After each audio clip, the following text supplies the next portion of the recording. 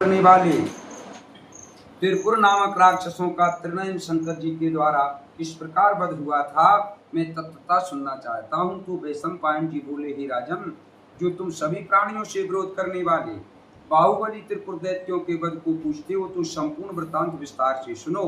हे राजन, प्राचीन समय में शंकर जी 3 शूलों से संपूर्ण प्राणियों की वध की इच्छा वाले त्रिपुर नामक असुरेंद्रों का वध किए थे। ये पुरुष व्याघ्र, यह त्रिपुर बड़े धनुष खंडों से रचित आकाश के बीच उठे हुए मेघ समूह की भांति शोभा पा रहा था। तो शोभायमान लगने वाली ऊंची ऊंची स्वर्णमयी 4 दीवारियों से और चमकने वाली मणियों तथा संपूर्ण रत्न जटित तोरणों से जाजल्यमान होता परम शोभित हो आकाश के मध्य में गंधर्वों के नगर में समान कला कारीगरी से बनाया हुआ श्रेष्ठ त्रिपुर चमक रहा था। मन के समान इच्छानुसार चलने वाले बलदर्पित घोड़े श्रेष्ठ प्रभाशाली नगर का वहन कर रहे थे। वे प्राण की संपूर्ण शक्ति से पराक्रम कर हिनाते हुए दौड़ रहे थे। वे श्याम कमल दल के समान अपने खुरों से मानो आकाश को बुलाते हुए से चल रहे थे। वायु वेग के समान चलने वाले घोड़ों से आकाश ग्रसते हुए उस नगर के असुरों को आत्मवेत्ता गुण ही अपने नेत्रों से अच्छी तरह देख सकते थे।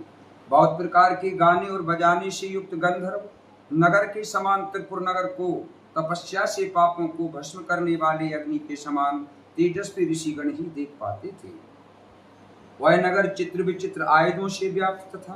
तपाए गए स्वर्ण के ऊंचे ऊंचे सम्यक अलंकृत इंद्र के समान अनेक भवनों से बुद्धिमान शोभा पा रहा था। वह दैत्य नगर कैलाश के शिखरों के समान महलों के अनेक ऊंचे कलशों से आकाश के बीच बहुत से सूर्यों के समान शोभित हो रहा था।